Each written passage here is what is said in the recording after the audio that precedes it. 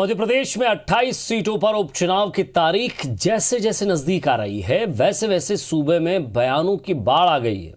अब तक किसान कर्ज माफी और वादा खिलाफी के इर्द गिर्द लड़े जा रहे उपचुनाव में अब हिंदुत्व और राष्ट्रवाद की एंट्री होती दिख रही है। दरअसल कैबिनेट मंत्री उषा ठाकुर ने मदरसों को मिलने वाली सरकारी अनुदान पर रोक लगाने की पैरवी की। जिस टाइमिंग पर यह बयान सामने आया, उससे इनकार नहीं किया जा सकता कि बीजेपी उपचुनाव में स्थानीय मुद्दों से हटकर हिंदुत्व और राष्ट्रवाद की ओर कोशिश करने की तैयारी में।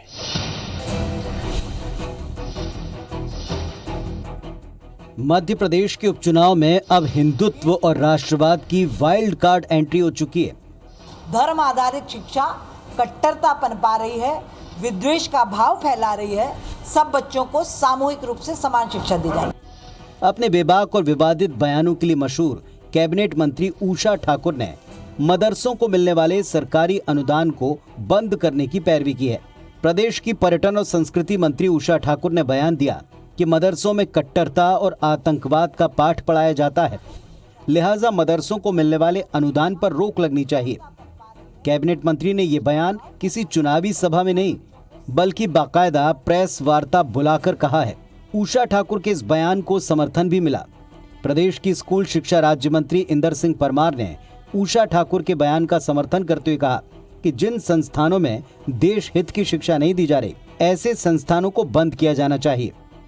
तो ऐसे मदरसे जो राष्ट्रवाद से, जो समाज की मुख्य धारा से नहीं जोड़ सकते, उनको हमें समुचित शिक्षा के साथ जोड़कर समाज को सबकी प्रगति के लिए एक साथ आगे ले जाना। देखिए, अभी असम में ये करके दिखा भी दिया, ठीक है ना, कि मदरसे बंद।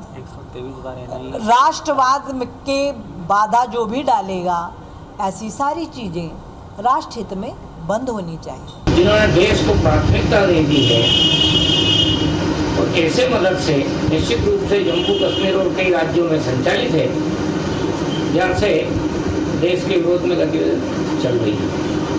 ऐसे मदरसों के संदर्भ में भी उनके बयान है। उषा ठाकुर के इस बयान के बाद सूबे की सियासत गर्मा गई है।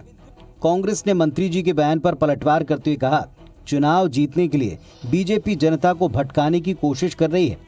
अपनी जमीन खिसकता देख अब हिंदुत्व और राष्ट्रवाद को चुनावी मुद्दा बनाया जा रहा है। उषा ठाकुर जी की जानकारियां और ज्ञान सीमित होगा। उनकी पार्टी के केंद्र में एक मंत्री हैं RK सिंह जी, उन्होंने जो है एफिडेविट पर जो संघ के लोगों के बारे में जानकारियां दी थी, उन्हें जो है वो एफिडेविट जरूर पढ़ना चाहिए और उसके बाद इस तरह के बयान देना चाहिए जिससे कि देश के अंदर नफरत फैलती है, देश के अंदर विद्वेष फैलता है। और अगर यही उनका उद्देश्य है तो फिर बात अलग है। हालांकि उषा ठाकुर के इस बयान को लेकर किसी को अचरज नहीं है, लेकिन इस बयान की टाइमिंग को लेकर सवाल जरूर है, क्योंकि कहीं ना कहीं बीजेपी दीगर मुद्दों से अलग चुनाव को हिंदुत्व और राष्ट्रवाद की तरफ मोड़ना चाहती है।